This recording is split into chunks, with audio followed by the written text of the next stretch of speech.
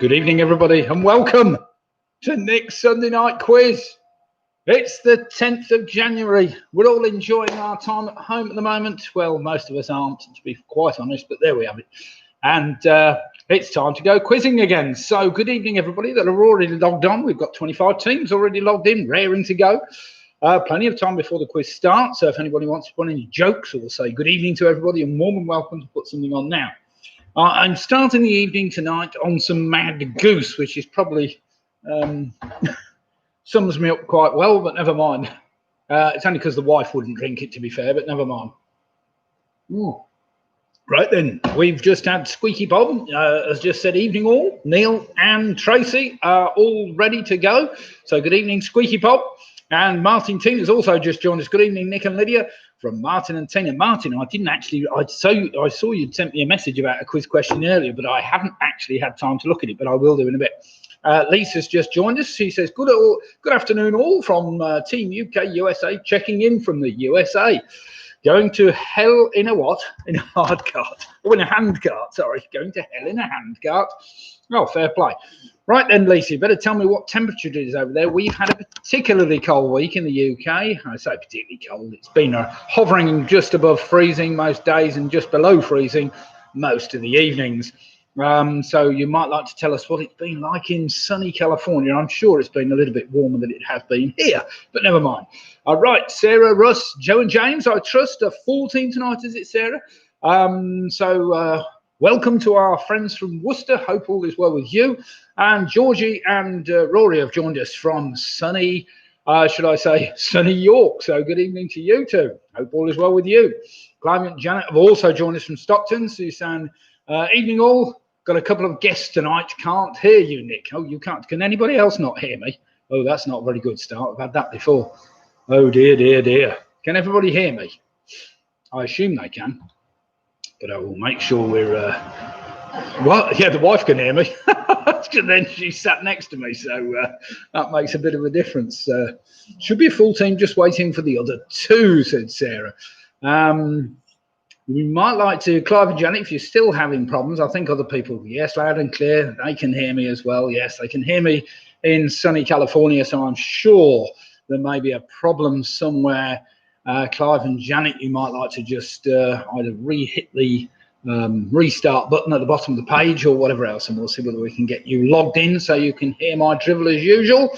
Right, tonight consists of 6 entertaining rounds of tricky trivia knowledge. We start off tonight with a round entitled Sunday the 10th of Jan. Sunday 10th Jan, so there are 13 possible answers to the first 13 questions.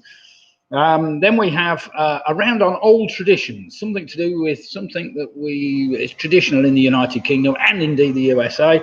Then we have an initial letter link, that's round 3, where I ask you 9 general knowledge questions, and question number 10 asks you for a link between the previous 9 answers. Round number 4 tonight is entitled A Trivia Trail, where we just take the last letter of each answer. It's the first letter of your next answer. Then we have a connections round, where, again, 9 general knowledge questions, where question 10 asks for a connection between the previous 9. And finally, round number 10 is just some general trivia to keep you all going till next week. So there we go. Clive and Janet, okay, my end. Yes, sorry. Yes, they have got sound now. So great to hear that Clive and Janet from Stockton, I've got some sound. Vanessa just joined us. So good evening, Vanessa. Hope all is well with you. And raring and ready to do some quizzing. Penny Graham's also just joined us. She's saying evening, Nick and all. Yes, she can hear us too. So there we are. We're doing all right. And Pick and Mix have joined us. Hello, Pick and Mix. Our full team tonight, is it, Pick and Mix? I trust it probably is. Right, we've got 44 current users on. Do remember, if you've not already subscribed, do feel free to subscribe to my channel, Pewey1957. There's a little button at the bottom of your screen, or the top of your screen. I can't actually see your screen, but never mind. Somewhere on your screen, there's a little button to subscribe. And do feel free to give me the thumbs up with a quick like if you're enjoying the quiz. As we go, the more likes I get, the higher we get up the Google rankings.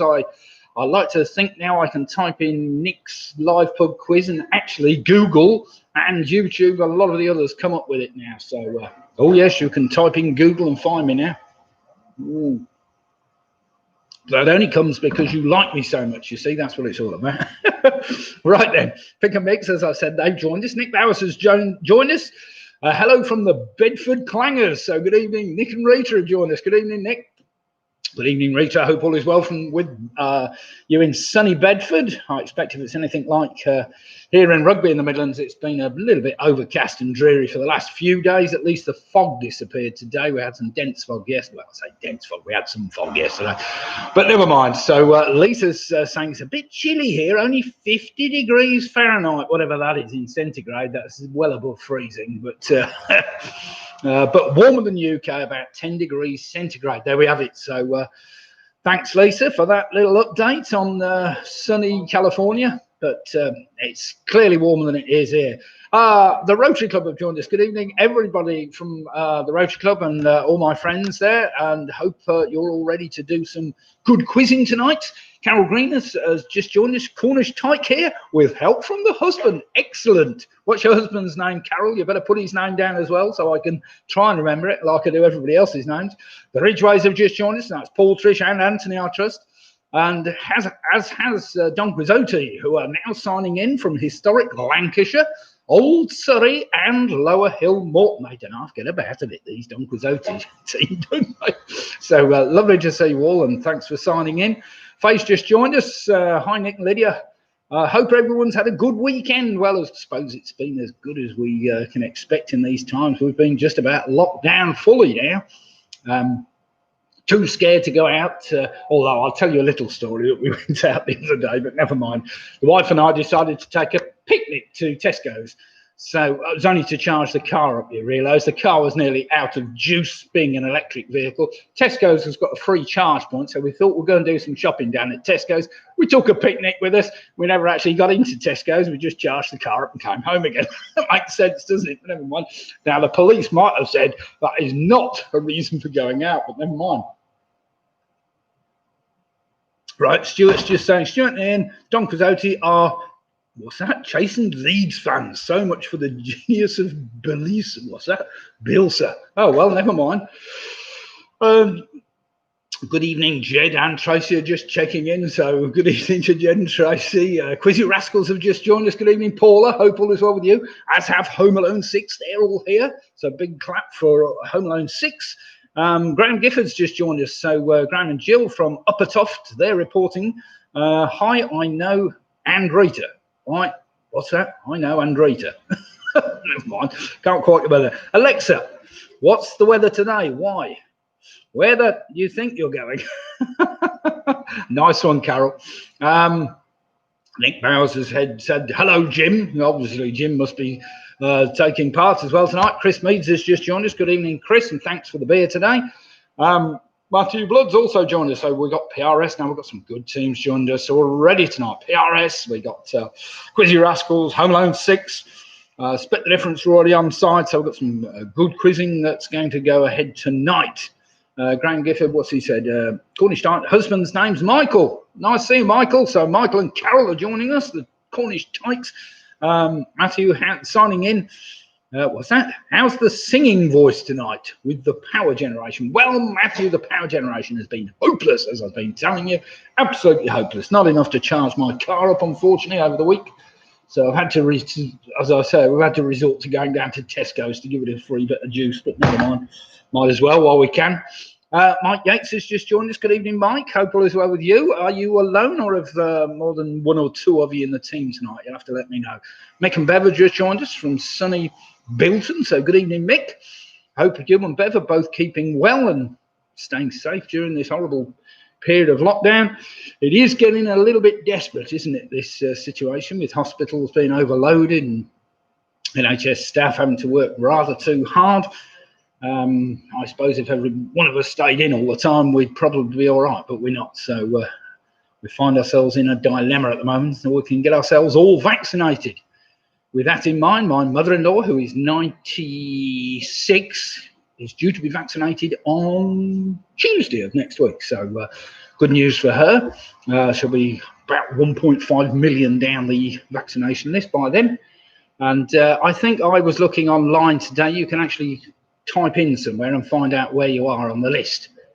well, roughly. It gives you an idea of your age group and whatever else. And I think I'm about 28 millionth or something like that. So quite a way down the list as we speak, but never mind. Right, Pinky and Perky have just joined us. So good evening, Diane.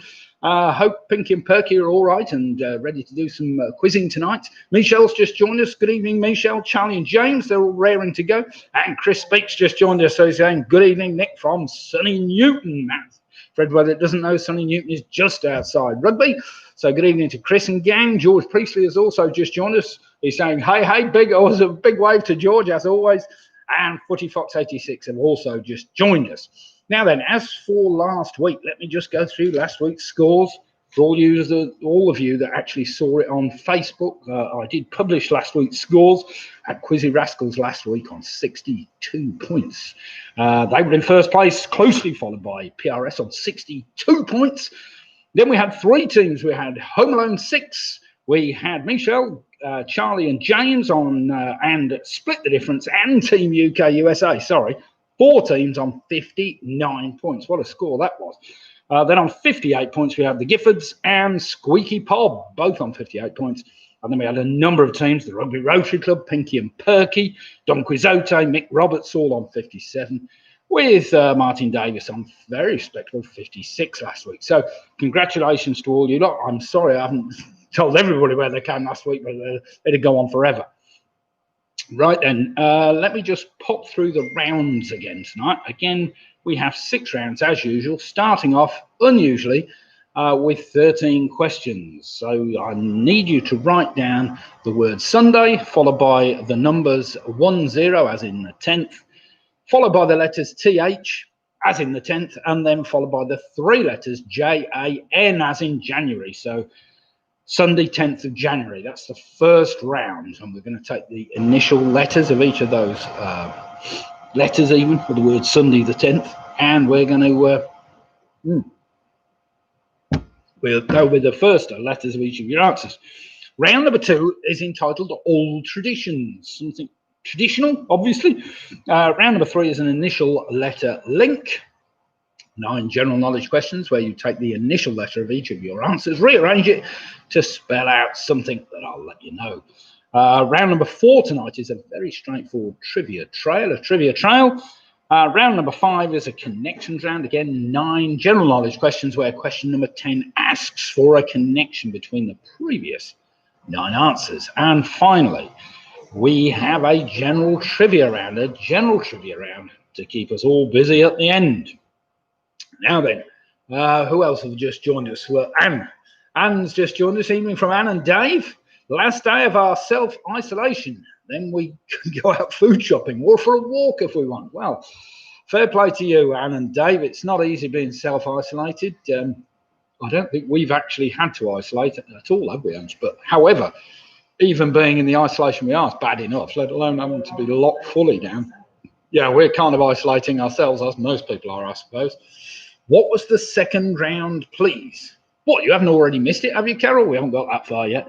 It's called Old Traditions. Old Traditions. Something like bog snorkeling or something like that. You get the idea. The Famous Five have joined us. So good evening, the Famous Five. John and the gang. Hope all is well with you and you're keeping fit and raring to go. Alex Brown's just saying good evening. So good evening, Alex, and Harry, Julie, and Ian have joined us. They're all. Is that a full team tonight, Ian? And we got the normal bottle of Shiraz to wash it all down with? Now then, with just a minute to go, I will expect you all now to go and get yourselves your piece of paper, your pencils, your rubbers, whatever you need. Sorry, your erasers, along with a glass of beer or wine and your peanuts or whatever else, your nibbles that you might enjoy. Right, as we speak, we've got 82 teams raring to go. Dylan's just joined us. Good evening, Dylan. Hope all is well with you. And raring to go again, another week. So let me just bring the quiz up on my screen. So I've got it concurrently on there, which I have. Let's see whether I can get rid of the show tabs and commands now. Show tabs. Let's try that. That's better. Now I'm there. Oh, yes, Ian says he's sorry he forgot the Shiraz. It's just as well I remembered. Never mind, Ian. Raring to go. Right then, it is now 2015. I'm just going to blow my nose quickly. Nothing to do with COVID. I just feel like blowing my nose, that's all. Before I start and shouting at everyone. Tonight I have my Vietnamese dragon shirt on. That looks impressive, doesn't it? Yeah, I don't always have it on, but sometimes I have it on. It's my quiz shirt for a Sunday night. Never mind. It's washed every week, you know. Right then, everybody. Are we ready? Raring to go? Round number one starts, question number one starts with the letter S, which makes it fairly straightforward. So here we go, question number one. A bit tricky, but never mind. Which species of birds nest on the ground in temperate and Arctic regions? Although spelt differently, it can also be the name of a long, thin piece of wood or metal used for holding pieces of food together during cooking. The Mitchells have just joined us from Minehead. Good evening, Keith and gang. Hope all is well with you. So question one again. Which species of birds nest on the ground in temperate and Arctic regions of the world? Although spelt differently, it can also be the name of a long, thin piece of wood or metal used for holding pieces of food together during cooking. Often seen on your barbecue. Right, that starts with the letter S. Question number two is tricky. Very tricky, this one, starting with the letter U. Which company was founded on the 2nd of September 1929 by the merger of a Dutch margarine producer and a British company formed by soap-making brothers? So which company was founded on the 2nd of September 1929 by the merger of a Dutch margarine producer and a British company formed by soap-making brothers? Sounds a strange concoction to me, but there we have it. It's a one-word name I'm after, starting with the letter U, which makes that a little bit easier for you.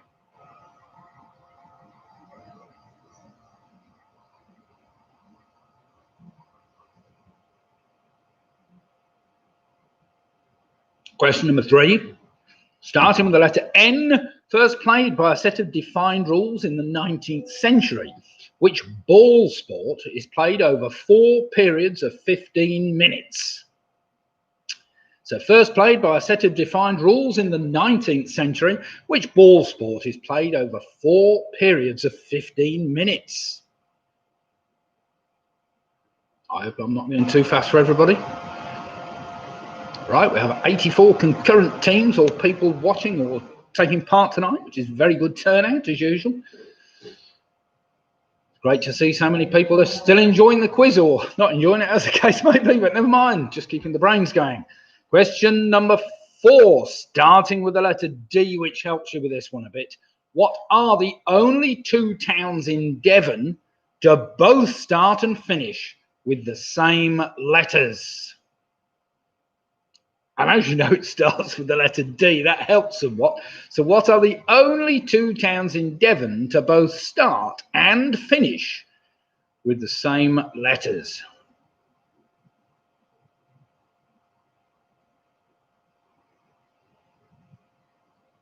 That doesn't mean they finish with a D, by the way, just in case you're wondering. But they've got to start with a D.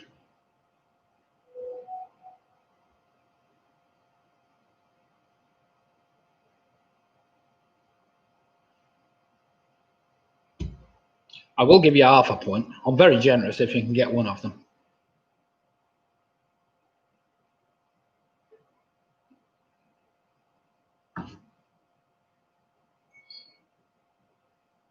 Question number 5, starting with the letter A. The element selenium is often used to counteract high levels of toxicity by which other element often found in groundwater, especially in northern China?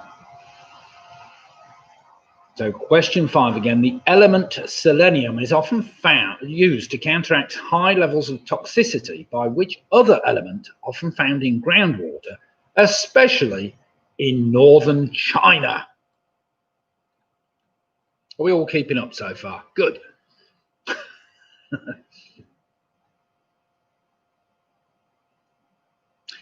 Question number 6, starting with the letter Y, which makes this pretty straightforward. Regarded as being amongst the foremost fashion designers in the 20th century, who was a French fashion designer who, in 1961, founded his own eponymous fashion label?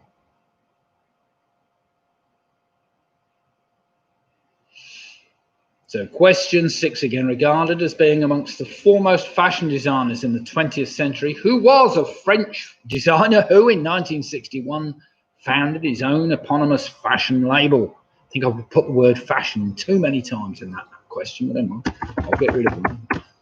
It's late now.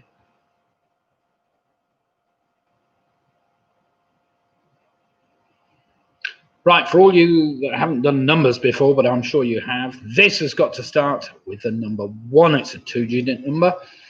In the world of bingo calling nicknames, the term young and keen refers to which 2-digit number?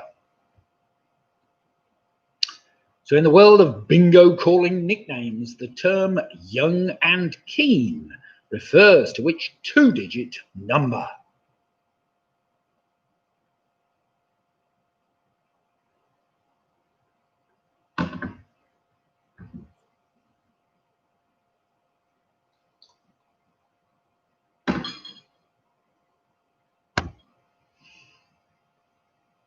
Question number 8 has got to start with a 0. So question 8 starts with a 0. Giving your answer in decimal, what fraction of a furlong is 154 yards? One for you to work out. I'm sure you'll be able to do that. Especially you Yorkies, now you've been researching your furlongs. So giving your answer in decimal, what fraction of a furlong is 154 yards? It's pretty exact, which makes it a bit easier for you to work out.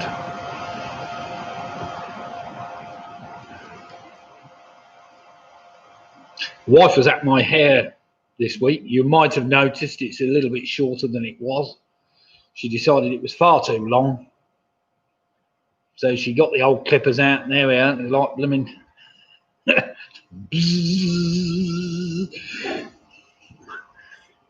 Just a muck going everywhere. Never mind. Question number 9 starts with the letter T. The letter T, as in TH. So here we go. On the 27th of June 2018, which sportsman who had won a bronze medal at the 2012 Summer Olympic Games announced that he and his husband, Dustin Lace Black, had a new baby boy, Robbie Ray, born through surrogacy even. So on the 27th of June 2018, which sportsman who had won a bronze medal at the 2012 Summer Olympics announced that he and his husband, Dustin Lance Black, had a new baby boy, Robbie Ray, born through surrogacy? What's that? My wife? My wife's looking on. Right, starting with the letter H, as in husband. In farming, what name is given to a young female cow before she has had a calf of her own? So in the world of farming, what name is given to a young female cow before she has had a calf of her own? What were we watching a bit earlier tonight? I think we were watching Spin the Wheel or some other stupid TV programme. The one on Saturday night. It was going on about the gestation period of a calf, and I think it's about 280 some odd days, unless somebody can correct me. 280, I don't know. Never mind. Wasn't as long as the horses, which was the answer. Right then, question number 11. We go into January, so this starts with the letter J. It's a 3-word answer. What is a novel written by Thomas Hardy? Its protagonist is a working-class young stonemason who dreams of becoming a scholar. So question 11 again. What is a novel written by Thomas Hardy? Its protagonist is a working-class young stonemason who dreams of becoming a scholar.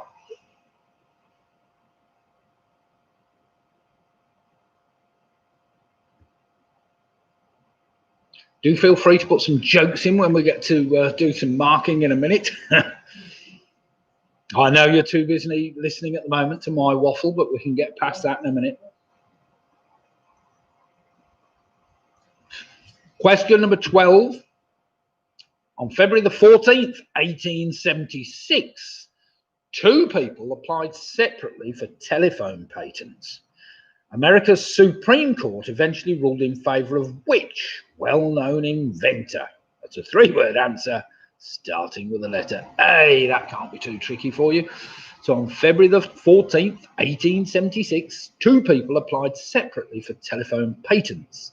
America's Supreme Court eventually ruled in favour of which well-known inventor? With any help, it wasn't Thomas Edison. And finally, question number 13, starting with the letter N.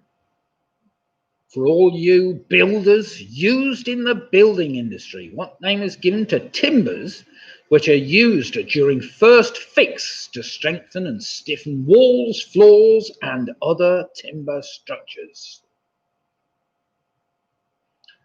So used in the building industry, what name is given to timbers which are used during first fix to strengthen and stiffen walls, floors, and other timber structures? Blimey, that popped up and Lydia has already left the room. Blimey, there must be a delay on that. Never mind. Well, there we have it. 13 questions. Started off a bit tricky, but got a little bit easier, I'm sure. Do have a discussion amongst yourselves. Make sure you've got 13 answers down. They should spell out the word Sunday, followed by the number 10, followed by TH, followed by the three letters of January, Jane. Now, whilst we're about it, let's have a bit of a sing-song. Matthew was asking me earlier whether I was in the mood for singing. And, of course, as always, people that love my singing, there's some that don't.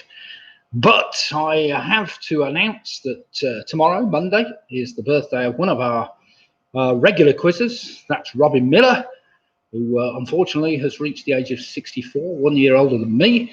And on Tuesday, we have Jonathan Potter's birthday, John O'Potter, and he apparently is 59 years old. So let's have a happy birthday for them. So if you're singing along with me, I know we're not Zooming, but never mind, I'll sing along anyway. Happy birthday to Robin. Happy birthday to Jono. Happy birthday, Robin and Jono. Happy birthday to you. That is, of course, for tomorrow and Tuesday. So happy birthday to you too. If there's anybody else who happens to have a birthday this week coming up, do feel free to put it in the chat column and I will sing to you as well. But never mind. Well, Robin hasn't put in it. I was expecting some hideous don't sing, don't do that. But I haven't seen anything yet. Probably embarrass them too much. Right then, everybody, should we do some marking after that round? Right then, let's do some marking. I think most people should have at least 13 answers down by now. Yeah, cross out all the other ones that you've put down that are wrong. The species of bird I was after is called the skewer. The skewer, which is also a metal thing for holding things together. Can you whistle, says Nick. Not while I'm working. Of course I can whistle. Question number 2. Sorry, question number 2. Which company was founded? In 1929, that was called Unilever. Unilever. Of course, there were Lever brothers, that were the soap makers. And the Dutch margarine producer, they produced something called Uni something or other. I can't remember what it's called, but never mind. Please wish Jill Pugh happy birthday on the 16th. I'm sure we will. I know that one. We haven't quite got there yet, have we? Have we? Oh, yes, Wednesday nights will do with that one. Right, question number 3, first played by a set of defined rules. It was netball, of course, I was after on number 3. Number 4, the 2 towns I wanted in Devon that both start and finish with the same letters are Dartmouth and Dawlish. Dartmouth and Dawlish. Both start with a D, end with an H. That's half a point for each of those. Number 5, of course, the element selenium counteracts the toxic levels of arsenic. Number 6, I was after Yves Saint Laurent. Number 7, I was after the number 15, of course. Number 8, 154 yards is exactly 0.7 of a furlong. So well done if you worked that one out. Number 9, I was after Tom Daly, who married Dustin Lance Black. Number 10 is a heifer, of course. Number 11, I was after Jude the Obscure. Number 12, I was after Alexander Graham Bell. And finally, number 13, they're called noggins, those little bits of wood that go to stiffen and strengthen wall structures. So well done them. Yes, Keith saying, wish Jill Pugh happy birthday. Well, yes, Jill, yours is coming up on the 16th, as is my brother-in-law's on the 17th. So Jill Pugh on the 16th and Andy Smith on the 17th. But we have Wednesday's quiz between that. So wish them happy birthday before then. Right, let's see how we've got some scores. Jade and Tracy on a fantastic 12. Well done them. Pinky and Perking on 11. Robin he's saying rather, yes, thank you for that touching serenade, he says. I can see that. Anthony Ridgway and the Ridgways are on 11. PRS are on 11. Graham Gifford's only 12. Well, that's not bad at all. Lewis's are on 12. Ian Miller's on 10.5. The Rugby Rotary Club with a very good 12 points. Mick Roberts with 12. Martin Davis with 10.5. Chris Speaks off the blocks with a 10. Carol and I've forgotten his name already. Carol and somebody on 12. We've got Home Alone 6 on 11. John O'Rourke and the famous 5. Oh, Bob, it's just gone off the screen on 10. Nick Bowers is on 11. Michelle Gibbons on 10. And Anderson and Dave are on 9. We've got the Quizzy Rascals on 13. Top scoring on that round, Clive and Janet are on 11.5. Footy Fox 86 on 8. We've got Squeaky Bob on 12. Don Cazotti are on 11. We've got Pigger Mix on 11.5. Vanessa's on 8. Well done, Vanessa. And Dylan's on 11, alongside Alex Brown, also on 11. Faye, the Boom Prize girls are on 8.5. And Keith Mitchell's on 10. Vanessa's on 8. We've got Harry Julian and his bottle of Shiraz on 11. The Yorkies. That's a bit of a start on 6. Well played, the Yorkies. Penny Graham's on 10. We've got Sarah and the gang from Worcester on 12.5. That's a good score. Split the Difference are on 12. Leslie Barrett's on 11.5. We've got Team UK, USA on 11, and Mike Yates is on 11.5 points. Any more scores to come in? Hopefully not. So after well done everybody in that first round. At the moment we have clear leaders, Quizzy Rascals, surprisingly on 13 points. That's very well played them. Right, round number 2 tonight is Old Traditions. Old Traditions. Something you might have heard of or whatever. We'll see as we go. So then, Old Traditions. Question number 1. Listen carefully. Eyes down looking. I don't suppose there's any more scores to come in. Everybody's got their scores in. So, Old Traditions. Question number 1. What hymn is traditionally sung at Wembley Stadium before the start of the FA Cup final? So question 1, what hymn is traditionally sung at Wembley Stadium before the start of the FA Cup final?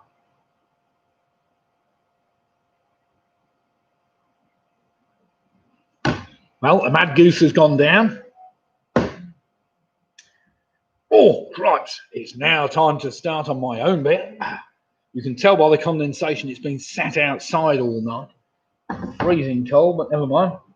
Keep it kind of fresh, I suppose. Question number 2. Listen carefully.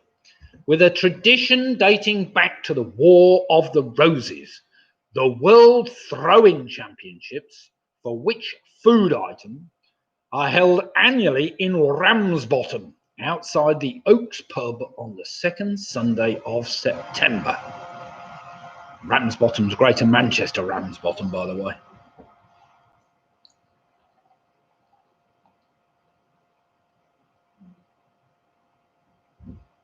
So with a tradition dating back to the War of the Roses, the World Throwing Championships, for which food items are held annually in Ramsbottom, outside the Oaks pub on the 2nd Sunday of September. Ian says, brilliant event. Well, I've never seen it, but I'm sure it probably is. It's nearly as exciting. Well, it's got to be more exciting spectator sport than bog snorkeling, surely. But we'll see. That might come up in a minute, actually. I better keep quiet. Question number 3, listen carefully. Which UK arts festival established in 1947, is reported to be the world's largest, featuring more than 55,000 performances. So question 3 again, which UK arts festival, established in 1947, is reputed to be the world's largest, featuring more than 55,000 performances? Something I've never seen or been to, and I'd love to go. Probably on my bucket list.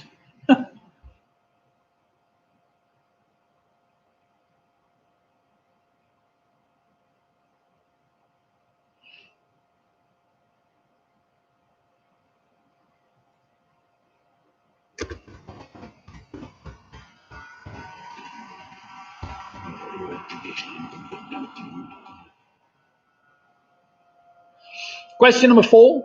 The earliest known written mention of what type of traditional dancing is dated to 1448. It records a payment of 7 shillings from the Goldsmiths Company in London to the dancers. So question number 4 again. The earliest known written mention of what type of traditional dancing is dated to 1448. It records a payment of 7 shillings from the Goldsmiths Company in London to the dancers.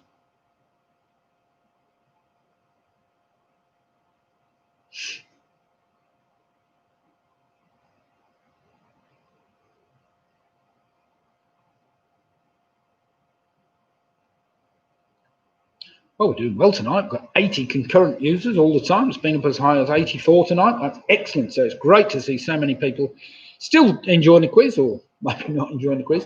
Do feel free at any time. You can always text me or message me or whatever else on Facebook or Messenger if you want any specific rounds putting in or any ideas of something a bit different, maybe. I do take notice. It's whether they're good ideas or bad ideas is a different matter. Question number 5, listen carefully. In 1797, I think that was the actual year. Is that the year Uranus was discovered? Anyway, whatever. What British tax was introduced to fund the wars being fought in the Americas? The annual tax rate was 2 shillings. Now, I'm going to give you a choice here. Was it window tax, clock and watch tax, or wallpaper tax? I tried taxing everything to raise some money so we could beat the Americans, but never mind. So in 1797, what British tax was introduced to fund the wars being fought in the Americas? The annual tax rate was 2 shillings, which at the time, of course, was very high. I'll give you the choice. Was it window tax, clock and watch tax, or wallpaper tax?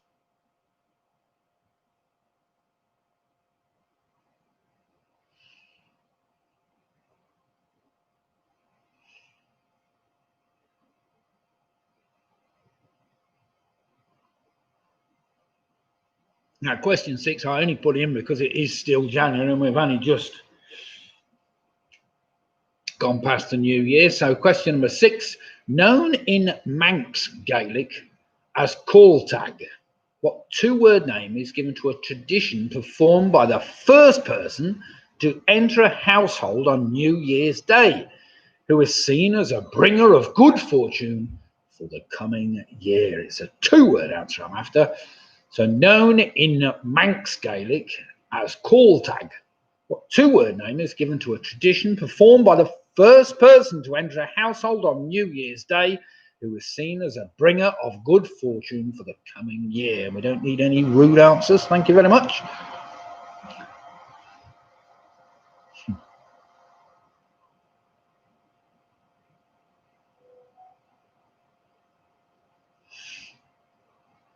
Question number 7. I'm sure you've all heard of this one. The Thanksgiving Act was an act of Parliament passed in 1606 in the aftermath of which major event, which is now celebrated annually? So question 7 again. The Thanksgiving Act was an act of Parliament passed in 1606 in the aftermath of which major event, which is now celebrated annually?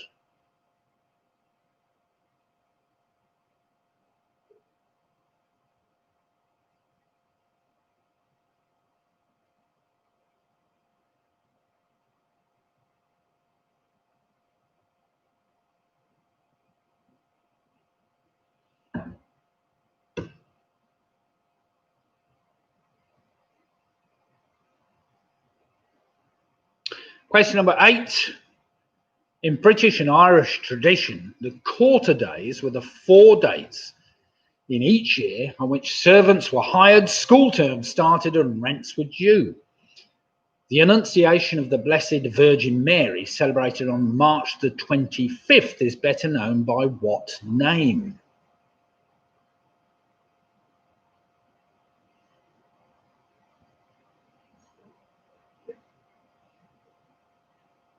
So in British and Irish tradition, the quarter days were the 4 dates in each year on which servants were hired, school terms started, and rents were due.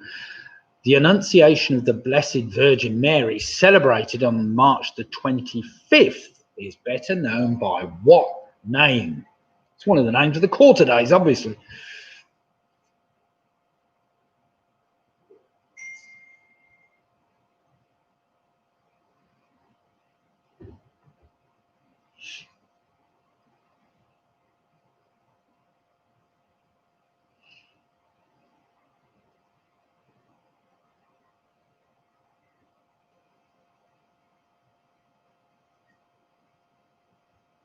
Question number 9. It's a bit easier.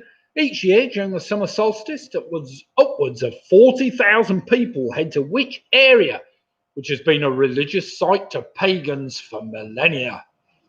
Though most of them are turned away these days. So each year during the summer solstice, upwards of 40,000 people head to which area, which has been a religious site to pagans for millennia?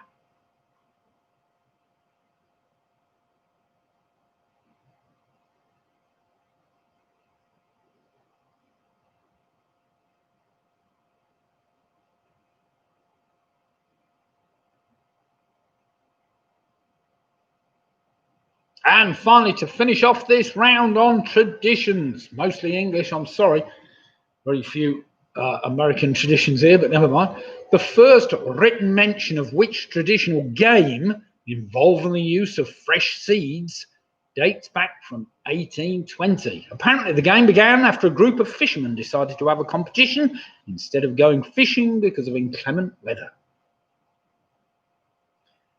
Probably the most disappointing famous site in the world. You're right, it's a bit...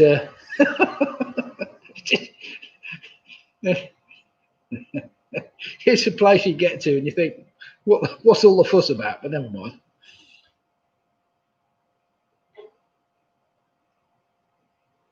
So question 10 again, the first written mention of which traditional game involving the use of fresh seeds dates back from 1820.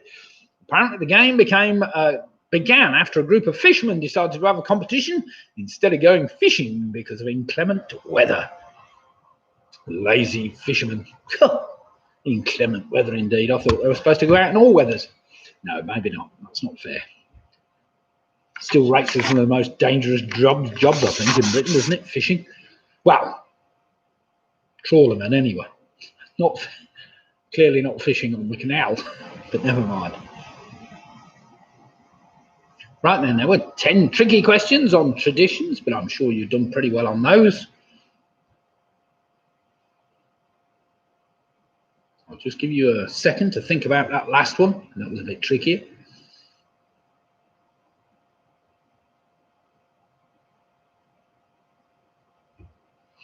Right then, everybody, let's get some answers down. See how you've all fared after round number 2. The hymn I was after was entitled Abide With Me, of course. Number 2, the tradition dating back to the War of the Roses. What food items have been annually thrown at Ramsbottom? That's black pudding throwing. Black pudding throwing.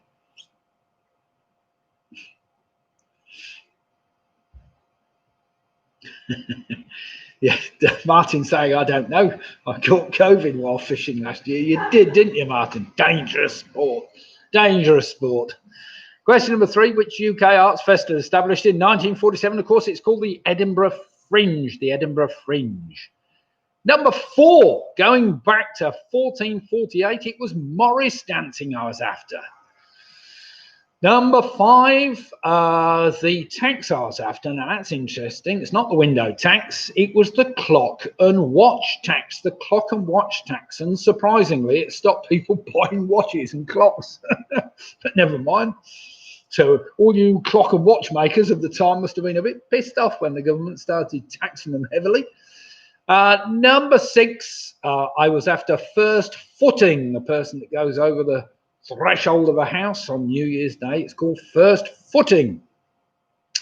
Number 7, the Thanksgiving Act was a major act of Parliament passed in 1606. That's obviously James I. In the aftermath of trying to blow him up, it was the gunpowder plot I was after. Number 8 is better known as Lady Day, the first of the quarter days. Is it the first or is it the second? Christmas Day. Yeah, it's the first of the Lady Days in the new calendar.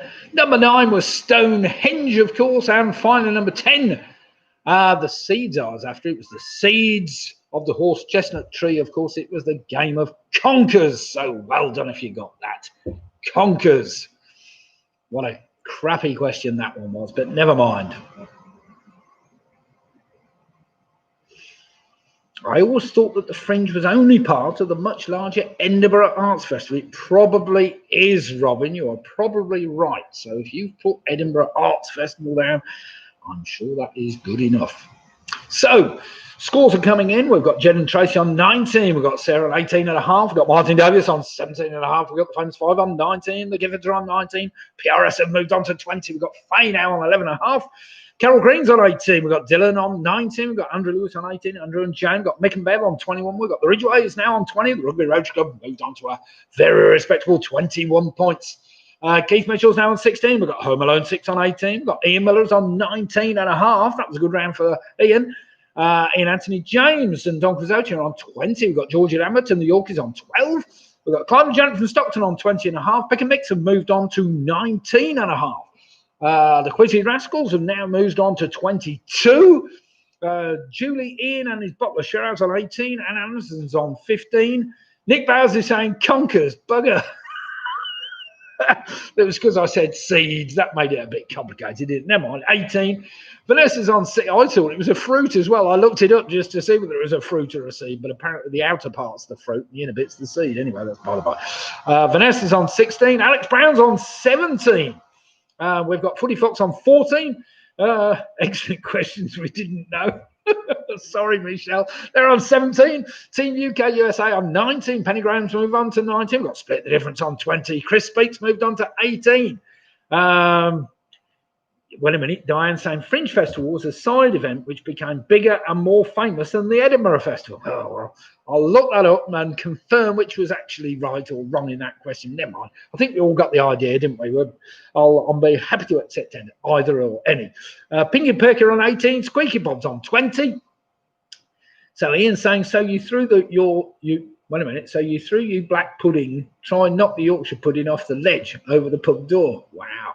Is that the idea? Yeah, I seem to recall that. Was it was kind of a target game, or was it throwing it the furthest distance? That's what we need, some good old pub games. That's what we're missing, you see, during lockdown, bog snorkeling and things like that. Oh, Mike Yates is on 17.5. Well played, Mike. Right then, just let you replenish your glasses before we start an initial letter link.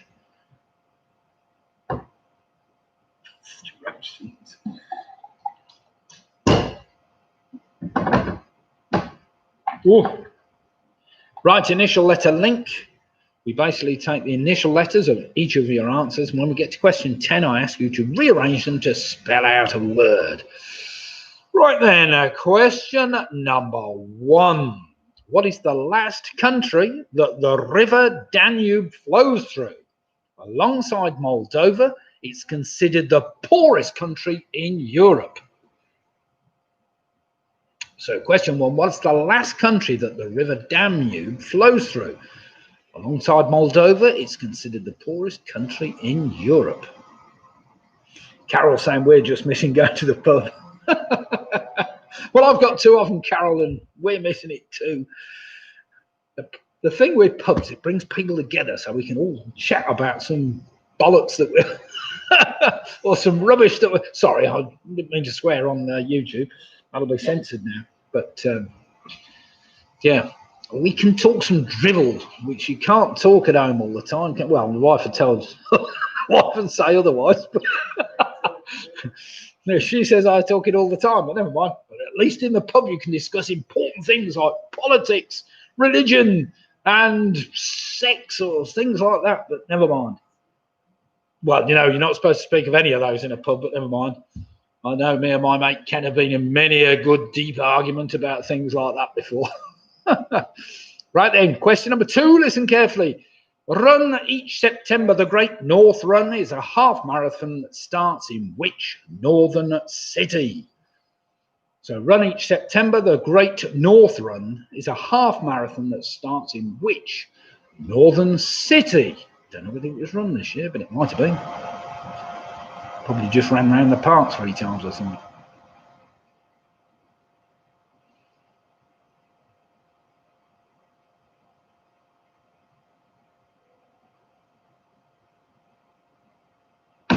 Ooh, I'm just going off the page in. My question is straddling 2 pages. Question number 3. In music, what word means the notes of a chord played in rapid succession rather than simultaneously and is derived from an Italian word meaning to play on a harp? Surprisingly. So in music, what word means the notes of a chord played in rapid succession rather than simultaneously and is derived from an Italian word meaning to play on a harp?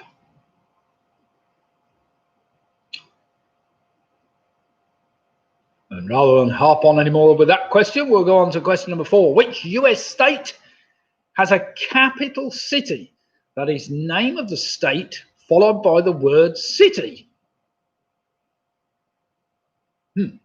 So which US state has a capital city that is the name of the state followed by the word city?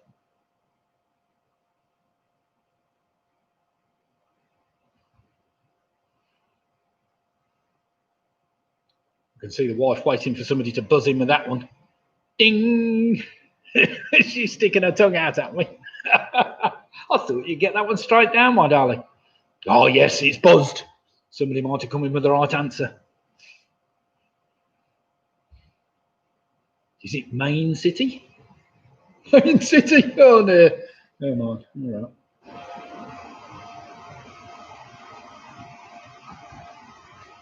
Question number 5. Born Vincent Damon Furnier in 1948, a cool recipe is an anagram of which famous singer? So born Vincent Damon Furnier in 1948, a cool recipe is an anagram of which famous singer? 2-word answer I'm after.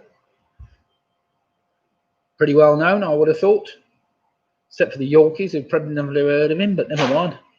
I'm sure you will have done. What's that? Oh, the wife saying she's so good at these, it's unbelievable. See, if I had anagrams all the time, she'd be there all the time. Never mind.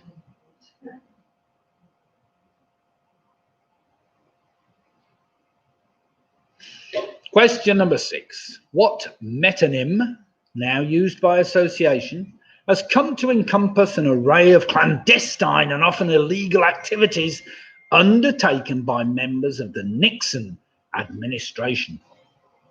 Squeaky Bob saw him in 2017. Wow.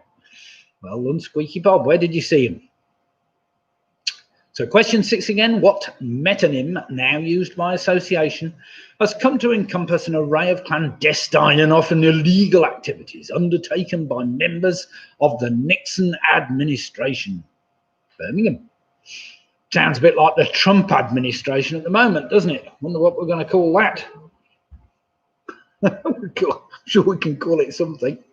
Dear God.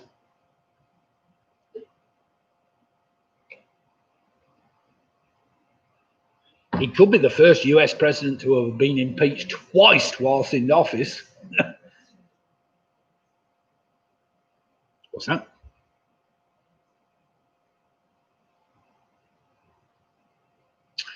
Question number 7. Listen carefully.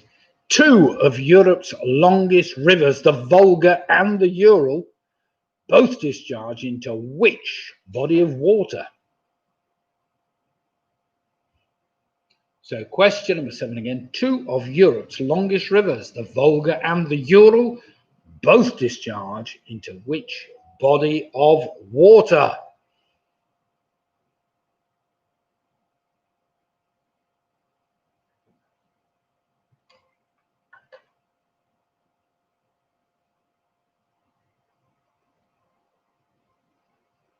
But just a little tip for all you quizzers out there. The initials of the 3 longest rivers in Europe, the Volga, the Danube and the Ural, spell out VDU, Visual Display Unit. If you remember that, you'll remember all 3 longest rivers of Europe in that order. VDU, something you can easily remember. It's only a quizzing tip, that one. That's the way I remember it. Question number 8. What brand of gin is named after the common name for a ceremonial guard of the Tower of London? Good tip. So what brand of gin is named after the common name for a ceremonial guard of the Tower of London?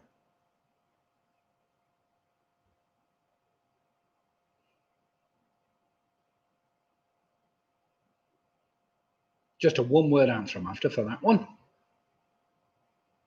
I know there are so many gins about these days. This is probably going back a little bit, this one, but never mind. Question number 9. Before it was replaced in 2011, the flag of Libya was the only national flag in the world that consisted of a single colour. What was the colour? What is the colour? What was it, sorry? So before it was replaced in 2011, the flag of Libya was the only national flag in the world that consisted of a single colour. What was it?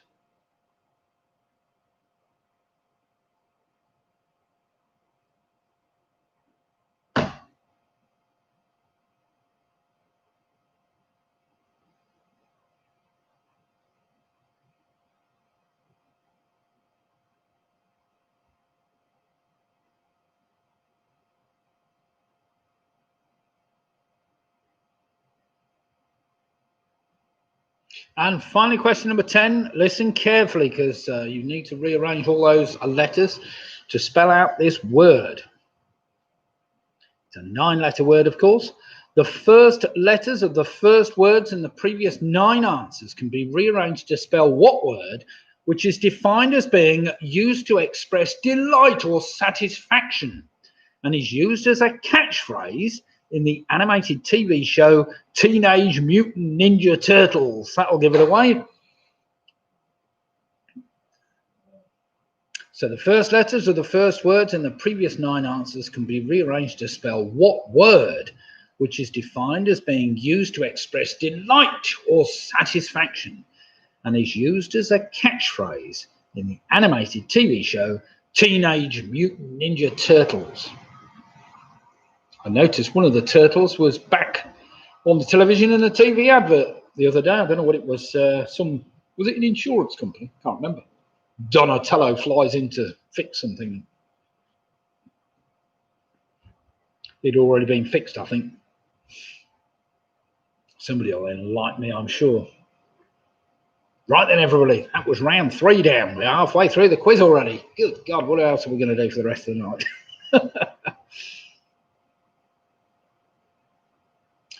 I will give you a minute to try and work those out, because obviously you need to probably try and rearrange a few of those to fit your final answer. Do remember, we do a quiz every Wednesday night, same time. It's 8 for 8:15 on a Wednesday, just in case you've got nothing to do with. Oh, it's direct line. Well done, Chris. I thought it was direct line. Yes, that sounds right. With what's his face? What's his name? Oh, I can't even remember his name now. Not Keir Starmer.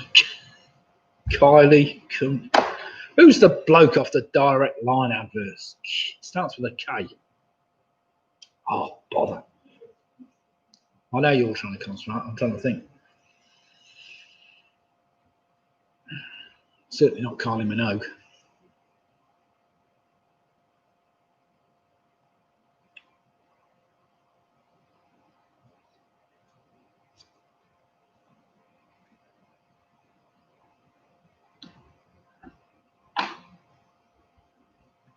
Wyn Evans.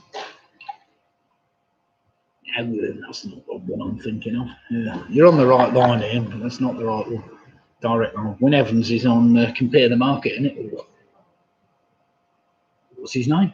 Keegan. What's his first name? Harvey. It's Harvey Keitel, that's it. Harvey Keitel, that's the one I'm thinking of. You're nearly right, Ian. Ah.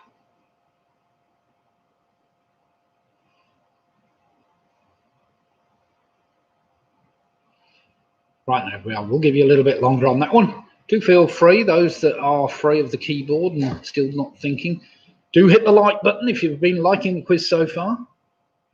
You're also more than welcome to give it the thumbs down if you think it's crap tonight, but never mind. Going into that business, obviously. More likes, the better. Thank you very much, all those that have just hit the button.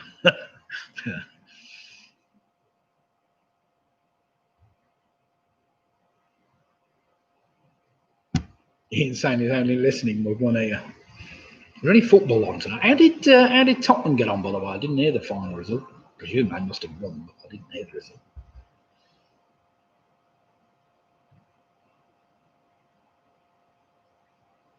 No, nobody's come up. Well, we've had one or two jokes tonight. 5-0. Oh well, that's fair.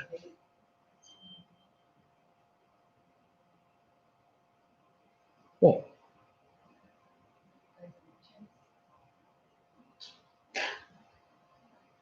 Having a Van Gogh moment. He's listening with one ear. See ya.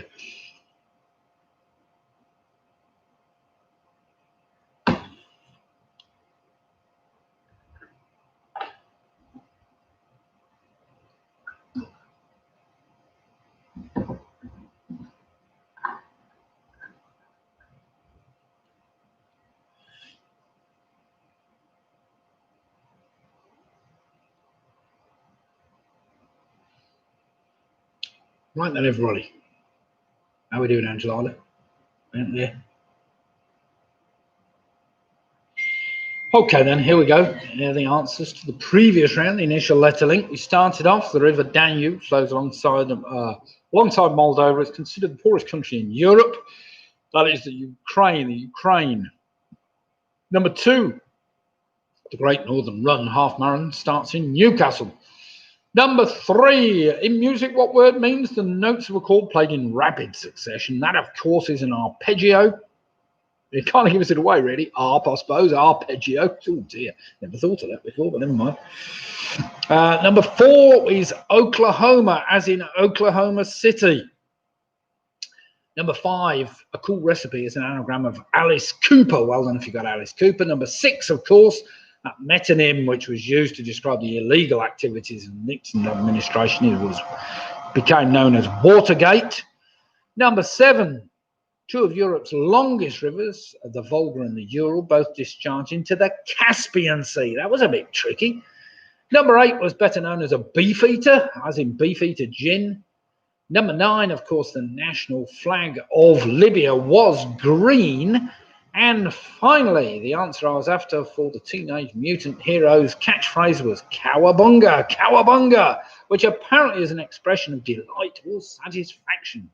So well done if you got those. Now then, I'm not expecting 10 out of 10s on that round, but you never know, you've surprised me before. So here we go. Ian's just said, Ian Miller, this has been binge watching Peaky Blinders. Very good. I saw the first 2 episodes. We never actually took up to watching that, but maybe we will. Clive and Janet from Stockton have moved on to 30.5 points. Well played, you, Jen and Tracy, and now on 29. We've got Squeaky Bob on 29. Chris Speaks moved on to 26. Famous 5 have moved on to 29. Michelle's now on 26. PRS are on 30 points. Well played, PRS. George's and the Yorkshires are on 20. We've got Andrew Lewis and Jane on 28. We've got Pigamix on 27.5. Pinky Perky are on 25. Mick and Bev Roberts are on 30. We've got Home Alone 6 on 28. Dylan's on 28. The Rugby Road Club have moved on to 30. We got 10, said Sarah. Well done, Sarah. 28.5 points. Mike Yates, 27.5 points. The Gibbons have moved on to 25. Carol Green. It's Carol and... is it Michael? Yes, 23 points. The Ridgeways have moved on to 29. Very well played, the Ridgeways. Wait a minute. What's it? It's just gone off my screen. Not playing anymore. taking my bat home. Martin Davis, he's got a Donald Trump moment at the moment. He's going home on 22.5. Well played, Martin. Alex Brown's on 27. Ian Miller's on 27.5. Nick Bowers on 26. Keith Mitchell's now moved on to 23. Well played, Mitchells. Anne Anderson and David on 20. Footy Fox 86 also on 20. Lisa Lasky, Team UK, USA on 27. We've got Julian and his bottle of Shiraz along with Harry. They've moved on by 10 points to 28 points. Don Quixote have now moved on to 30. Faye's moved on to 19.5. Well played, Faye. Split the difference and moved on to 30. We've got Vanessa on 23. Leslie, I was doing well up until now. He's not put his score down. That was a bit tricky that round, wasn't it, Leslie? But never mind. Penny Graham on 21. And we got the Quizzy Rascals on 31 points. So still the team to catch the Quizzy Rascals. One ahead as we go into round number 4. A trivia trail, a very straightforward round. The last letter of your first answer is this. Last letter of your first answer is the first letter of your second answer. Until we get to number 10, where the last letter of number 10 is the first letter of number 1. God knows how many times Robbins heard me say that, but never mind. He always used to tell me off at the pub for saying that, but you've got to tell people just in case they don't realise. Right then, here we go. Question number 1. This is just for Leslie, because he loves the game of Monopoly. In the UK standard edition of the game of Cluedo, what is the only 6-letter murder weapon? So in the UK standard edition of the game of Cluedo, what is the only 6-letter murder weapons? I never told you off for that. You did constantly. Maybe you didn't tell me off. Maybe you just moaned at me. Right, take the last letter of that murder weapon. And it's the first letter of number 2. The last of his 39 operas.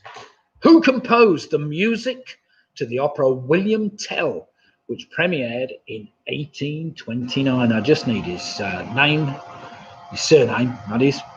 So the last of his 39 operas. Who composed the music to the opera William Tell, which premiered in 1829? We just kept asking you what the rules were. Yes, you did. What are the rules? Oh, dear. It's only so hard to repeat it all the time. Actually, you're quite right. You did. Right, take the last letter of that composer's name, and it's the first letter of number 3. Which country presently contains the largest number of active volcanoes in the world? Been in the news recently. So which country presently contains the largest number of active volcanoes in the world? Oh, my back's hurting.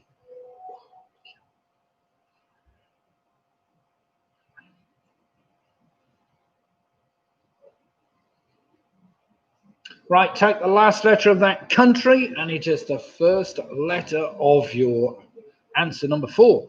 Ralph Vaughan Williams wrote the score for a historical 1947 film. He was so inspired by the subject that he incorporated much of the music into his 7th Symphony, which is named after which continent? So question number 4 again. Ralph Vaughan Williams wrote the score for a historical 1947 film. He was so inspired by the subject that he incorporated much of the music into his 7th Symphony, 7th century, which was named after which continent? Certainly wasn't named after the 7th century. Oh.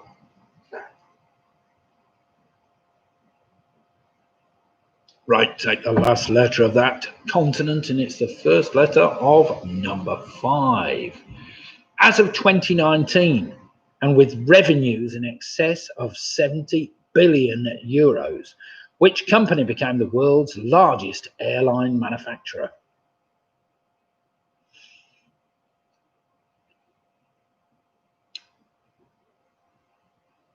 So as of 2019, and with revenues in excess of 70 billion euros, Which company became the world's largest airline manufacturer?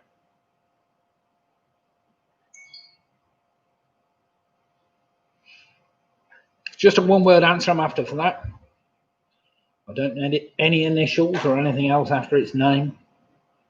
Question number 6. In the United Kingdom, which chocolate bar was sold under the name Marathon until 1990, when Mars decided to align it with its global name? So in the United Kingdom, which chocolate bar was sold under the name Marathon until 1990, when Mars decided to align it with its global name? There was me thinking marathons were still available. Just shows how long ago I had one of them.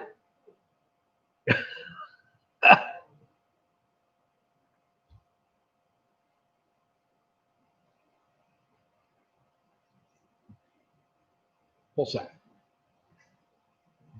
Could be. Take the last letter of that chocolate bar. It's the first letter of this. Question number 7. In the human body, and sometimes called merocene glands, what type of substance do erosine glands produce? Christ. Yes, all right. Ecrine. Oh, no, that can't be right. That's got to be ecrine glands. You'll see it spelt. So in the human body, and sometimes called merocene glands, what type of substance do ecrine glands produce? Ecrine, is it? Ecrine glands. All right, maybe it is. Yeah, just about. They're not very clean.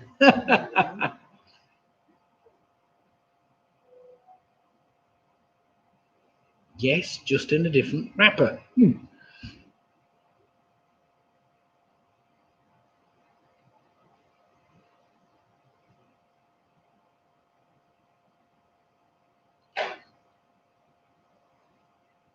Question number 8.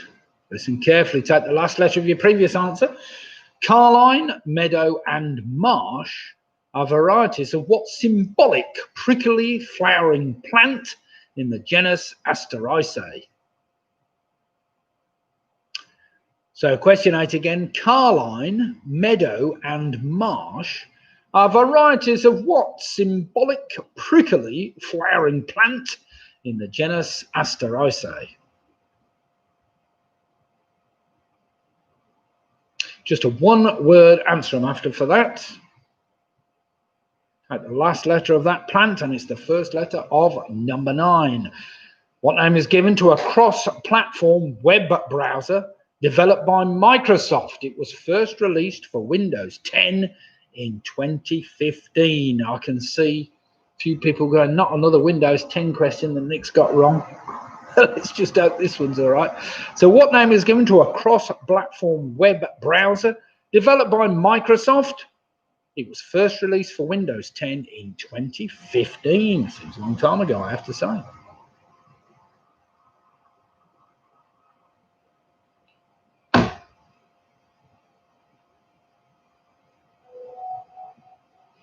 Now, take the last letter of that one. It's the first letter of number 10. What name can be given to a range of mountains in Antarctica? A small UK book publisher specialising in travel guides, or an antelope found in East and Southern Africa? One word name. So what name is given to a range of mountains in Antarctica? A small UK book publisher specialising in travel guides, or an antelope found in East and Southern Africa? It's just a one-word name. And the last letter of that answer will take you all the way back to the first letter of number 1, of course. So if you look carefully at all your answers, the last letter should follow on to the next one till you get to number 10. The last letter of number 10 should be the first letter of answer number 1.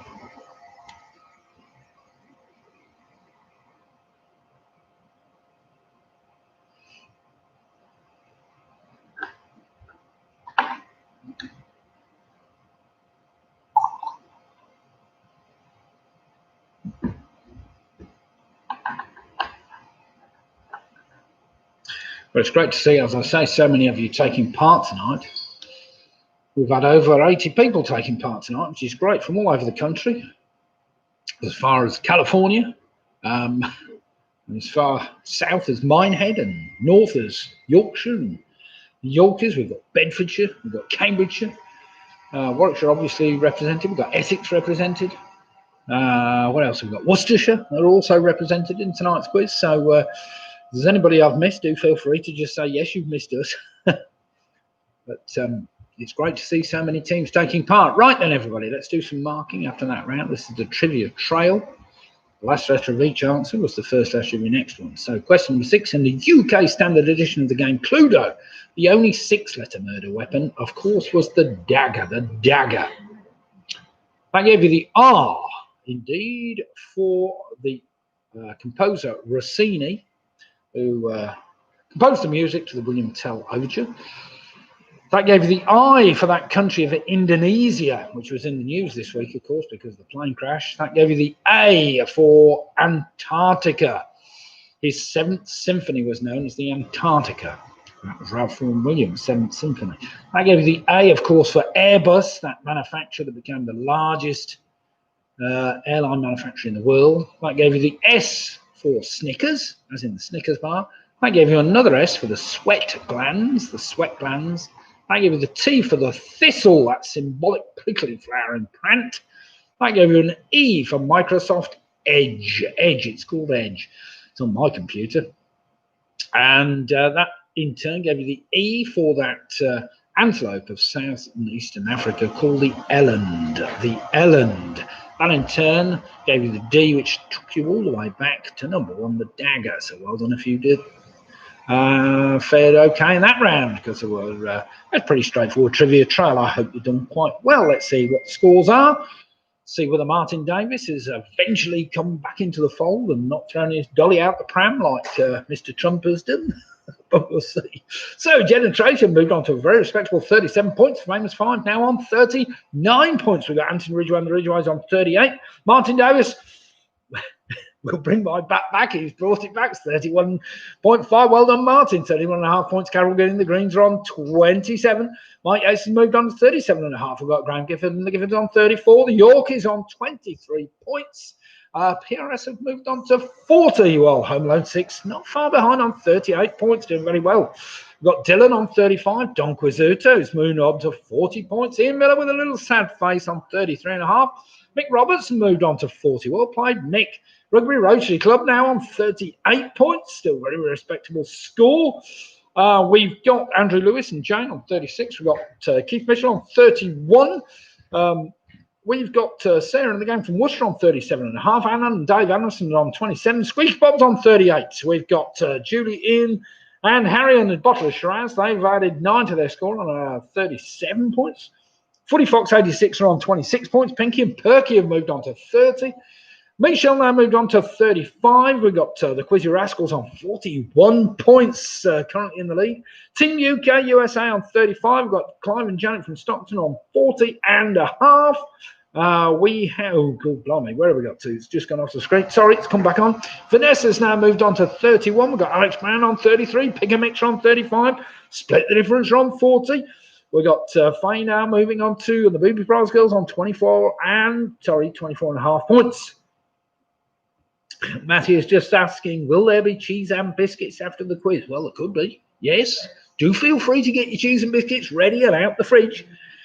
I know, we used to have, occasionally we used to have cheese and biscuits after the quiz, which was very nice. Penny Graham, another bad round. Oh dear, Penny. Never mind, 25 points. Nick Bowser on 34. Ian said, missed a few in that round. Lol. Pick a Mixer on 35 points. Well played. Most of the teams did pretty well in that round. But not everybody's round. Round number 5 is a connections round. I'm looking for a connection between the previous 9 answers. So here we go. 9 general knowledge questions, where question 10 asks for a connection between the previous 9 answers. So here we go. Question number 1. In the sport of curling, which I'm sure we've all partaken in, what name is given to the circular target that teams have to slide their stones toward? So in the sport of curling, What name is given to the circular target that teams have to slide their stones toward?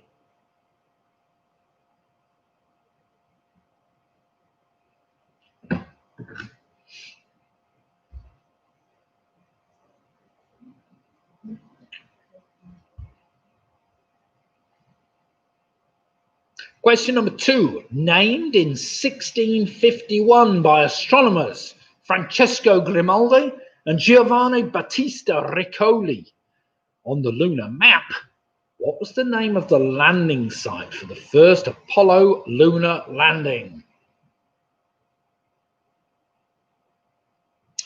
So question number 2, named in 1651 by astronomers Francesco Grimaldi and Giovanni Battista Riccoli on their lunar map, what was the name of the landing site for the first Apollo lunar landing? Lunar landings even. Or lunar landing even.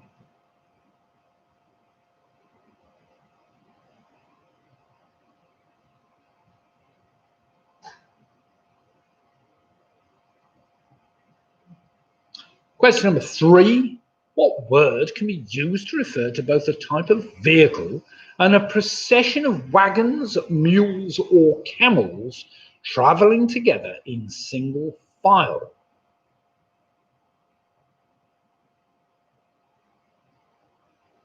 I remember it well too, Martin. I was fascinated by it. We stayed up all night, me and my brother, in our front room on camp beds watching it.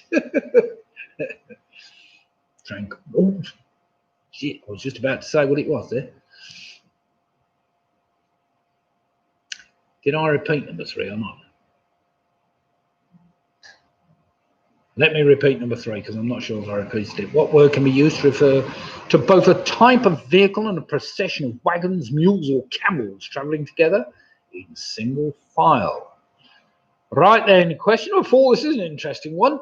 What was a British children's television programme shown on the BBC One from 1964 to 1976 and designed specifically for children with hearing impairment? In fact, I do remember the guy used to sign all the time. 2-word answer. So what was a British children's television programme shown on BBC One from 1964 to 1976 and designed specifically for children with hearing impairment? Didn't know that at the time, I have to say.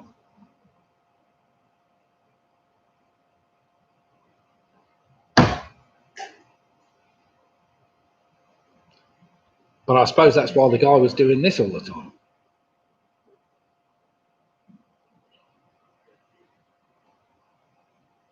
I must learn signing because we could do a bit of signing to each other, wouldn't we?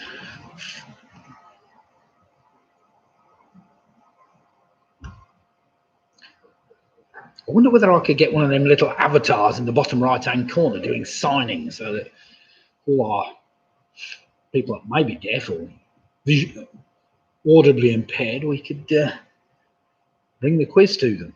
Question number 5, listen carefully. Also his nickname, which hit single by Snap, does darts player Phil Taylor use as his well-known walk-on music?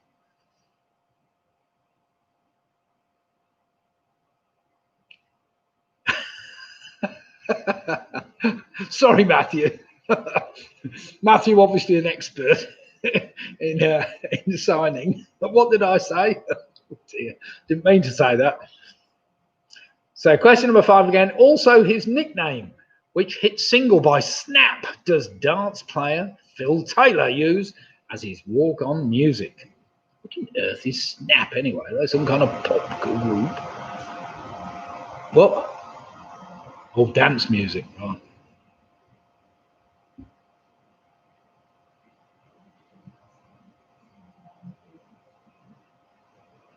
Yeah, that's a good idea. What, you? Or Jono? Oh, yeah. Apparently, Angie's now said she's going to learn sign language and she could stand behind me. Or you didn't. Or somebody suggested that Angela stands behind me doing sign language whilst I'm doing the quiz. Wouldn't that be good? What?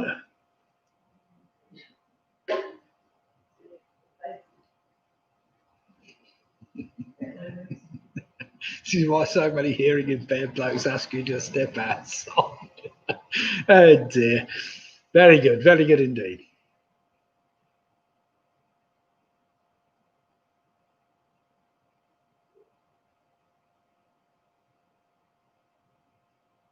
Question number 6. In monotheistic thought, what one word is used to describe a supreme being, the creator, a deity, and the principal object of faith? It's a one-word answer I'm after.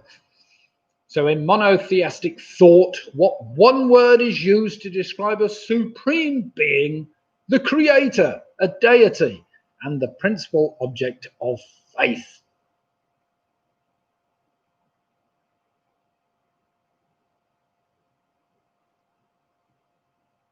And the women put their arms around you. Sounds good to me, Matthew. Now, obviously, the wife doesn't feel happy about signing behind me. So I need a younger model, obviously. Oh! She's going to come and hit me now. What I can do with this slot? She's going to throw some. No, don't. Yeah, I thought we were going to get a chocolate in the head again there. Well, in fact, a metal object, actually, but never mind. Yes, I was being rather brave there, I have to say, but never mind. If I don't appear next week, you'll know why, but never mind. Right then, question number 7. Listen carefully. What type of cells contain protein filaments of actin and myosin that slide past one another, producing a contraction that changes both the length and the shape of the cell? So question number 7, what type of cells contain protein filaments of actin and myosin that slide past one another, producing a contraction that changes both the length and the shape of the cell? The wife's actually there. Oh dear, it's all kicking off here. If you can't hear anything, what? She's going like this. Apparently that means something, you know, for all you signers. Never mind. It's all going off here. I tell you, I'm in trouble tonight. That's it. Separate bed. She's kicking me out. Divorce tomorrow. Proceedings start. Do we know, Matthew? You're not a divorce lawyer, are you? No. Need a good divorce lawyer by the sounds of things. Right. Question number 8. Also the name of a political party in the UK. What collective noun is used to refer to a group of moles? We all know that one, surely. Yes, I have. You weren't listening. You were too busy. You see, she missed question number 7 altogether. Well, Lydia's forgotten it as well. No, you've put question number 7 down. It's written down. Sorry, it's all kicking off here. I might have to close the quiz down. All I wanted was a nice young lady behind me sign language. What's wrong with that? You know? So question 8 again. Also the name of a political party in the United Kingdom. What collective noun is used to refer to a group of moles? It's not a spy or spying.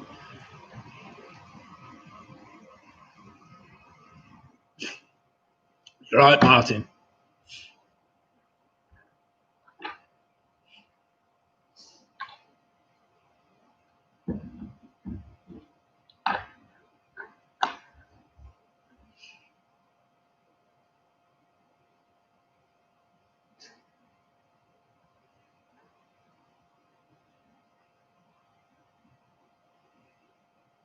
Question number 9. Along with the Stars and Stripes and the Star-Spangled Banner, a common nickname for the flag of the USA is Old what? So question number 9 again. Along with the Stars and Stripes and the Star-Spangled Banner, a common nickname for the flag of the USA is Old what?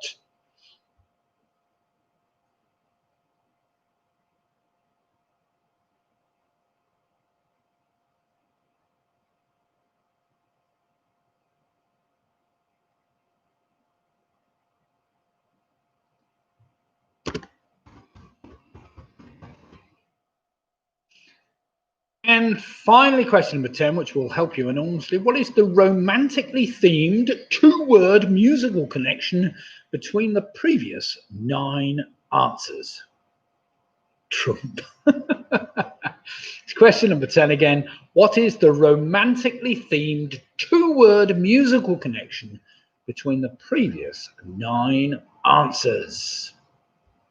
Come on, I've given it away there, surely.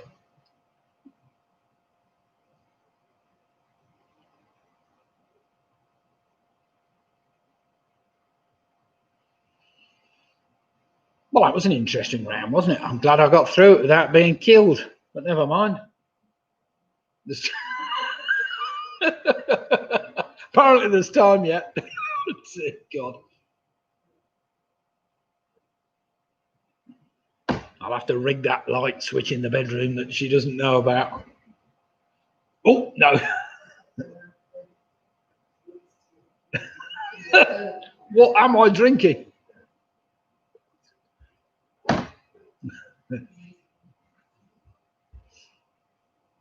Okay then, everybody. I think we should have. We got a. Do we need much longer with that one? Do put in the chat if you'd like a little bit longer on that round. You won't be. She loves me, really, Ian.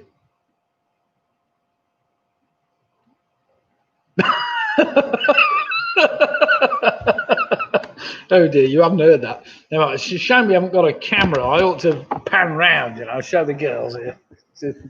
Swear, no, wait a minute. Can't quite get them. Sorry. Can't quite get them there. She's hiding her back anyway. I'll give you a bit more time, yes. That's fair enough. Because, of course, that is round. Which round are we in? Are we in round 5? Yes, round 5. The penultimate round. Round number 6, of course, is just general trivia, which I'm sure we're all getting good at right now. I do have to say the standard of quizzing has been excellent over the last few months, and it's getting better. Most teams are doing remarkably well. Remarkably well.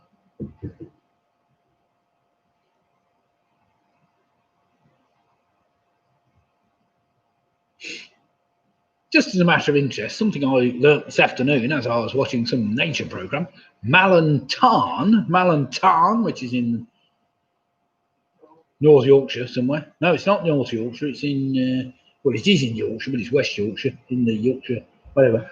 It's the highest lake in Britain, apparently. The highest lake in Britain, Malantarn. I didn't know that.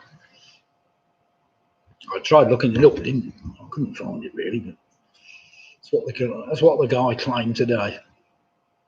Right then, everybody. Do we need any more time for you? Still okay?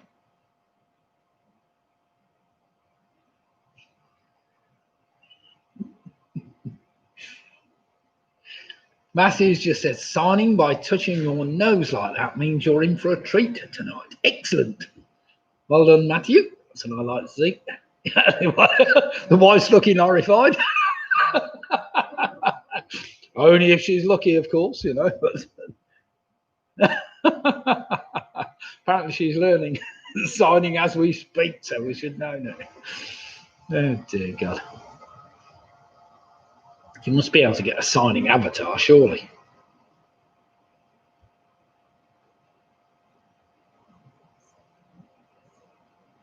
She's signing me up for a signing course, apparently, so I can do it. Then I might. She says, then I might make the questions a bit shorter. Oh dear. Right then, everybody, that must be long enough, surely. Surely. Faye, do you need any more time? Go on, I will give you a second to reply. I'm enjoying your comments, so stick another one down. And we haven't had any really silly jokes tonight. Has anybody got a good silly joke? Come on.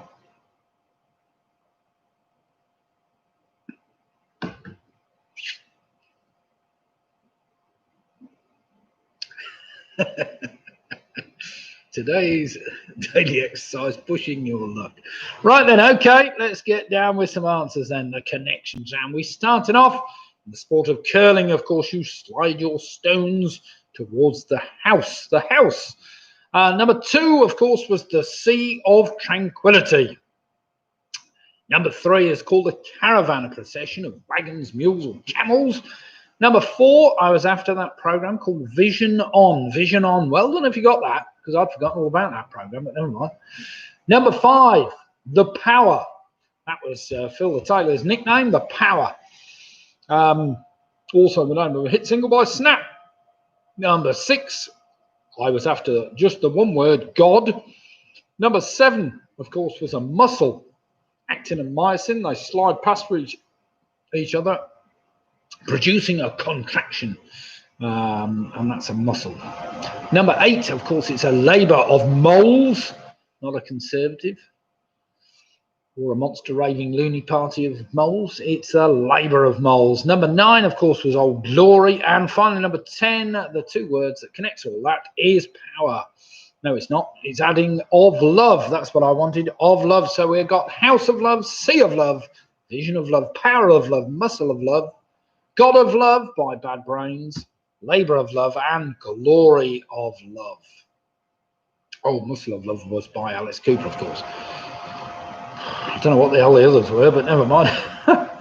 Right then, let's have some scores in after that round, see how I've all fared. I am still alive, you'll be pleased to know. Wife hasn't killed me yet, and then she's still busy doing the quiz. So if I'm not around on Wednesday, you'll know why. Right, here we go. We have, we're okay now. So Home Alone 6 straight in with 48 points. Well played, Home Alone 6. PRS 50 points. Well played, PRS. Clive and Janet now from Stockton on 50.5. Got Faye on 29.5. Muscle of Love. Yes, Muscle of Love. Muscle of Love was Alice Cooper, apparently. But, never mind. Sounds interesting, the Muscle of Love. Yeah, where have we got to? Sorry. You've put me off my stride now. Faye's on 29.5. Paula Lewis and the Quiz Rascals are on 51. We've got Ian Miller on 41.5. Carol Green, Carol and Michael, 32 points. We've got Sarah and the gang on 45.5 points. Well played there. Martin Davis has moved on to 36.5. Squeaky Bob on 48. Famous Fiver on 48. Don Quizzotti on 49. There's some great scores here. They've just gone off the screen. Pinky Perker on 39. Alex Brown's on 40. We've got the Yorkies on 29. Grant Gifford saying Muscle of Love is pornographic. Well, possibly. I don't know. Mick Roberts is on 48. I wouldn't know that kind of thing, Grant. Jen and Tracy on 46. Keith and the Mitchells have moved on to 39.5. Vanessa's now on 38. And Anderson and Dave are on 37. Got Michelle on 43 points. The Givers are on 43 points. Footy Fox 86 and moved on to 33. Andrew and Jane Lewis are on 42. The Ridgeways have moved on to 47 points. That's a good score. Mike Yates now on 44.5. We have Team UK USA, their best quiz round yet, on 45 points. Well played. And Dylan's now moved on to 44. Split the difference and moved on to 50. Harry Julian in and his bottle of Shiraz +9 on 46 points. Nick saying dreadful, rubbish, dismal, abysmal round on 39 points. Never mind, Nick. Being deserted for the moment. Dog needs a pee. Carol. Never mind, Carol. He'll be back quickly, I'm sure. Unless he's taking him for a long walk. Never mind. Same as Rhythm Stick. Ding a ding. Muscle of Love was an album by Alice Cooper. Oh, well. Well done, Dean, for knowing that kind of trivia. I like that kind of thing. So well done, everybody. If you've managed to score highly there. So it does look at the moment. Oh, have I missed a few? I didn't pick a mix. I must have missed a few. Penny Grounds 31. Rugby Road Club on 48. Pick a mix on 44.5. That's right. I think I missed one or two in the middle there. But never mind. Well played, everybody else. So as we go into the last round, and they are tricky, some of these are a bit tricky, so there is a chance to catch up tonight. At the moment on 51 points, we've got the Quizzy Rascals. They are the ones to catch. But we have a number of teams on 50 and 50.5 and plenty on 49 and 48. So everything to play for in the last round. General trivia. So are we ready? Eyes down, look in. I will just, wait a minute, let me just replenish my glass. I might have to put on a hard hat in a minute, just in case the wife throws anything else at me.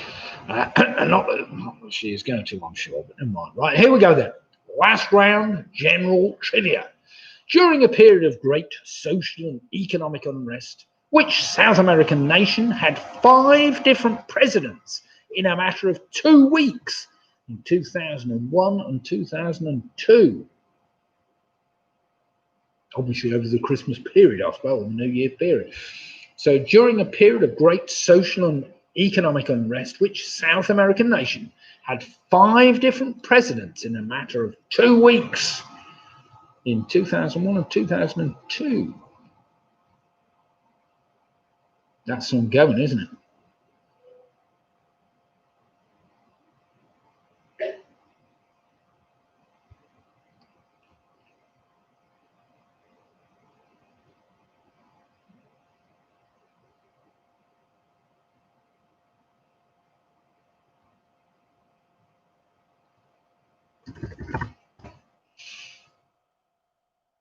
I'm going to leave his first name out. Question number 2. What nationality was Watto, an artist whose brief career spurred the revival of interest in colour and movement as seen in the style of Rubens?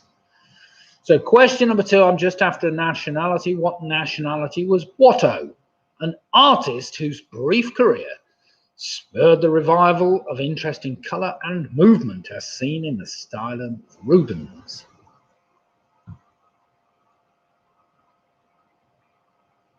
Watto? Oh, Watto.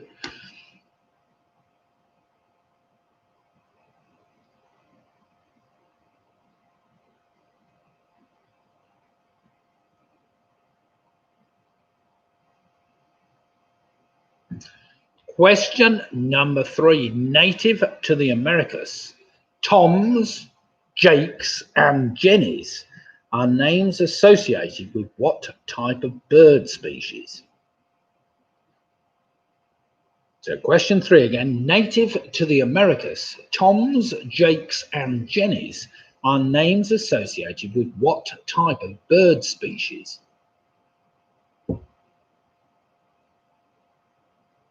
That's an interesting one.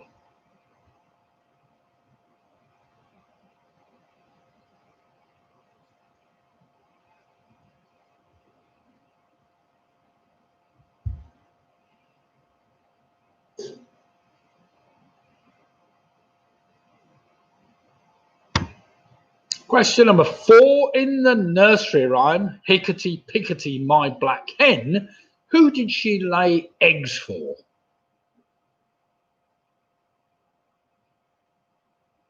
So question number 4 again. In the nursery rhyme, Hickety Pickety My Black Hen, who did she lay eggs for?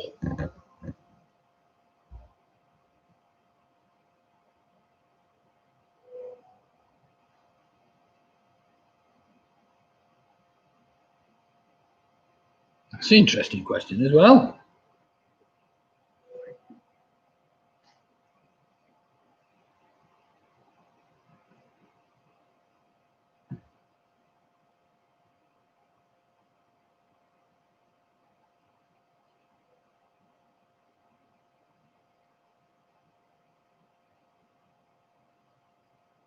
Question number 5, listen carefully. Designed by Oliver Messel for Her Royal Highness the Princess Margaret, on which Caribbean island would you find the Villa Les Jolies, which Princess Margaret owned?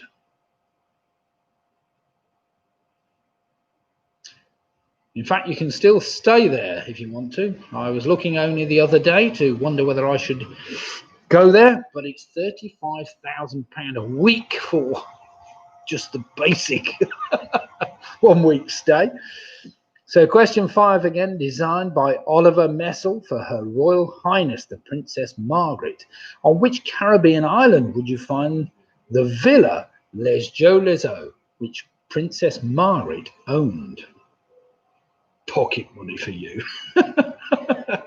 Yeah, I did look it up on the internet, and apparently you get a butler. You get about 5 staff, apparently. So.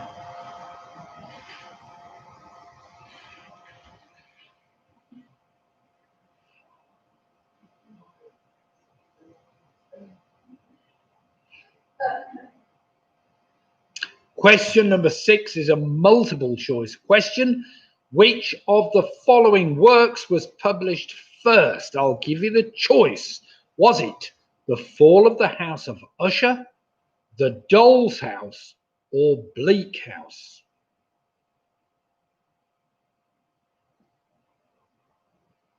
So which of the following works was published first? This was a rocket issue. I did.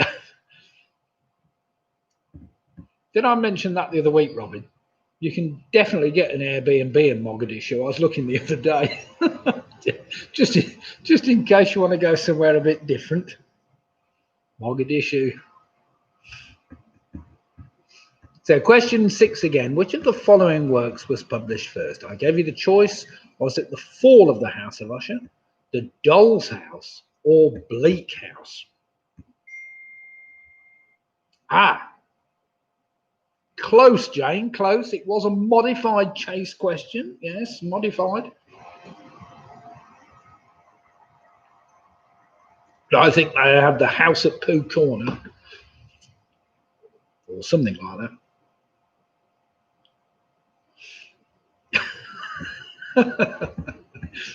Martin's put Yemen is good value at this time of year. Sure it is.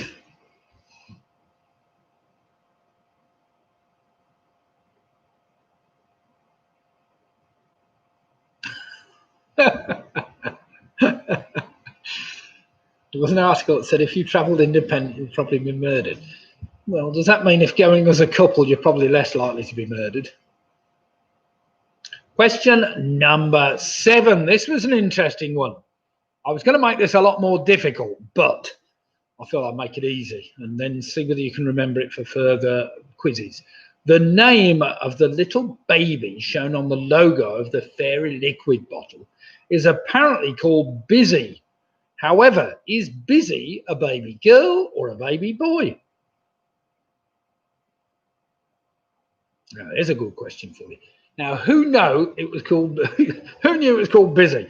I did a lot of research on this and you cannot find a lot of information about it. I'm sure it's written about somewhere, but I did find some reference to some guy that ranked his dad and drawn the original thing in a competition in 1930s or something. So, question 7 again. The name of the little baby shown on the logo of the fairy liquid bottle is apparently called Busy. However, is Busy a baby girl or a baby boy?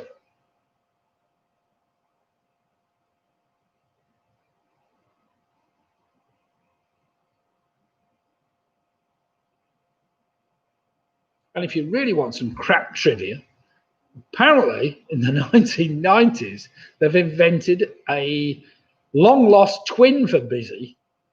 I can't remember what he's called now. Somebody might know that. What's he called? Work hard? I can't remember. Something to do with washing up. I can't remember.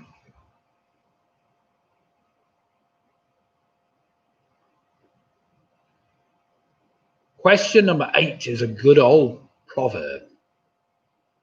According to an old English proverb, you should always sample a maiden's charms before what? It's true. I'm sure my mother-in-law would be horrified. So according to an old English proverb, you should always sample a maiden's charms before what?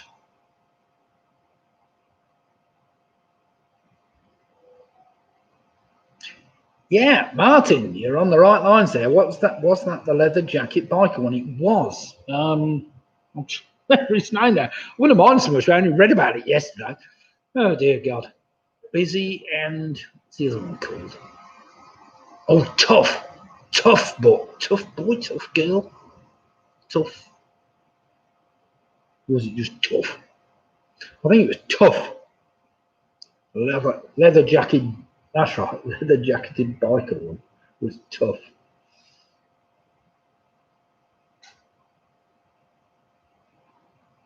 Question number 9, your penultimate question of the evening. Which of London Underground lines terminates at Morden Station, the most southerly point on the network?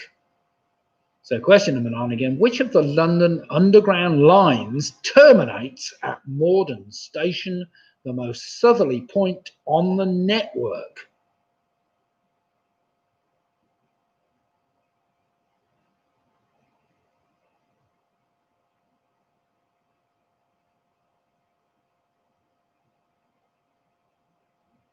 What's the sign then, Nick, for the charms? I've no idea, Matthew. You can tell me. And finally, here we go. Last question of the evening.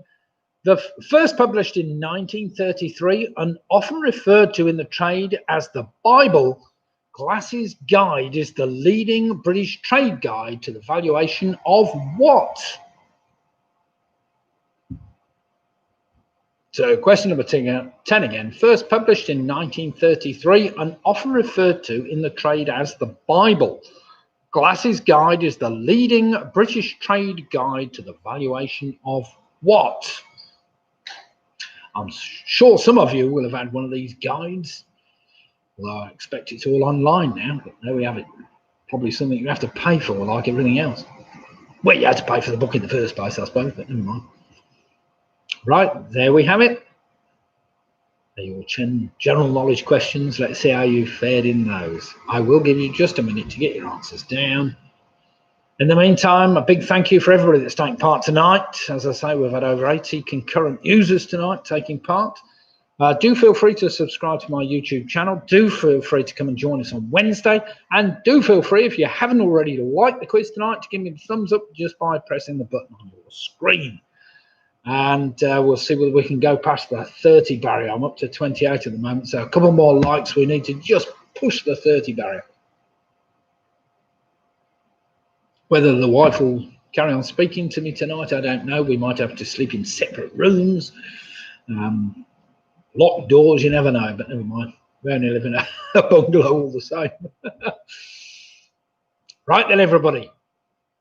Are we ready to do some marking this last round? Do we need a bit more time? I don't think we need any more time, do we?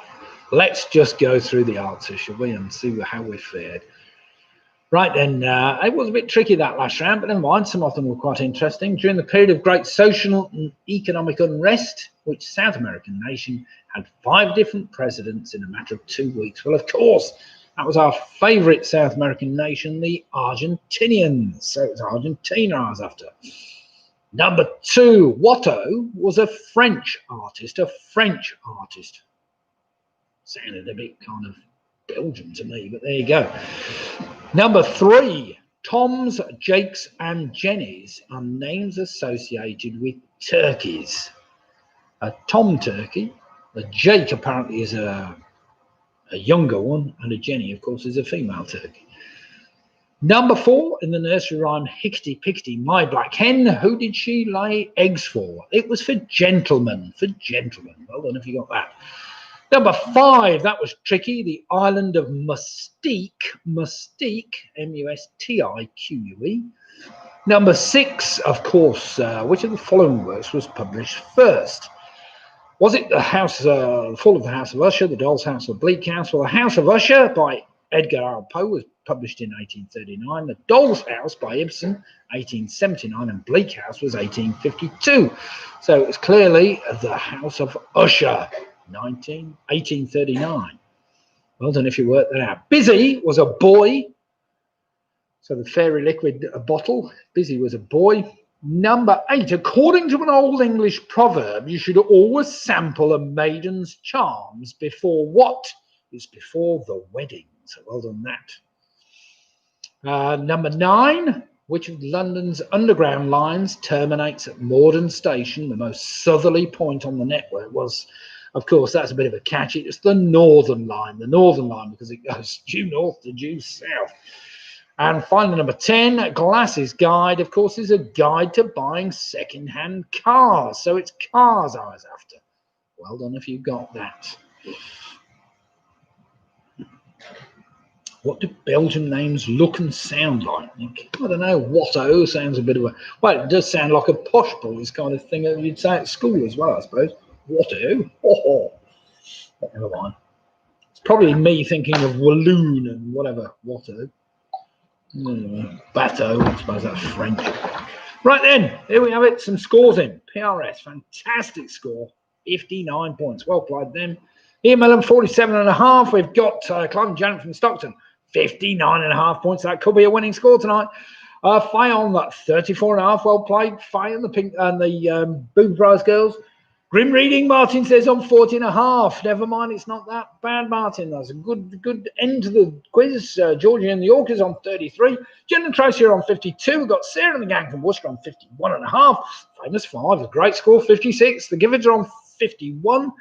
Andrew and Jane are on 48. Alex Brown's on 47. Dylan done very well on 52 points. Squeaky Bob on 56 points. Keith Mitchell and the gang are on 44.5. Mick and Bev are on 55. That's another great score, Mick. Really well recently, I have to say. Nick Bowers, 45. Pick and Mix on 52.5. Pinky and Perky, the same worst score ever. Can't be that bad. 42 points. Well played, Pinky and Perky. Footy Fox on 37. Carol Green, Samuel Disaster. Hard quiz. Oh, shame. Never mind, Carol. Another week, we have Don Quizzotti on 57 points. Julie, Ian, Harron and his bottle of Shiraz, another 8 on that round. A fantastic 54 points. Michelle saying 50 points. Well played, Michelle. I hope you've earned 1 or 2 things. We'll see. So good night, Michelle, Charlie, and James. White Yates on 47.5. We've got Home Alone 6 on 54 points. Well played, Home Alone 6. Penny Graham ends up with 38. The Ridgeways, worst round ever. Oh dear, never mind, Anthony. 51 points. Well played. It was a tough last round. And Paula Lewis and the Quiz Rascals ends up on 61 points. Well played, them. That could be the winning score tonight. Team UK, US on 51. Not our best score, they say.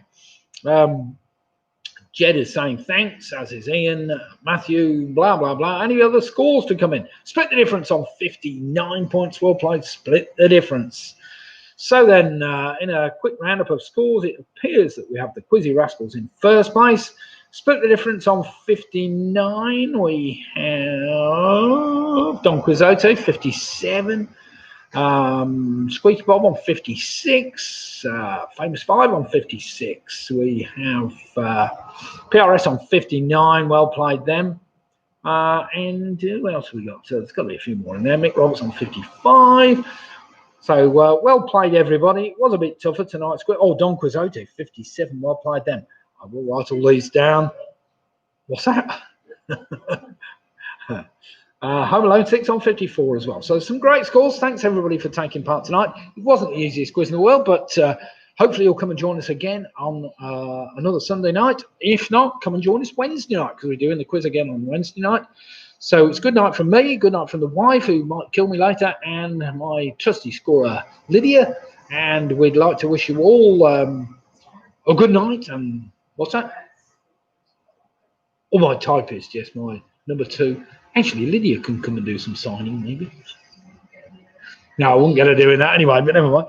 Right, thanks, everybody, anyway, for taking part. We will see you another night. Do come and take part, and it'll be great to see you all. So keep safe, and look forward to seeing you another night. So it's Nick signing off now. It's exactly 21:59, which is exactly a few seconds before 2200. So the quiz has been going for 2 hours. I'm surprised my voice isn't knackered, but never mind. Well, it is really, and it will be later. So good night all. Thank you very much for taking part. We'll see you another night.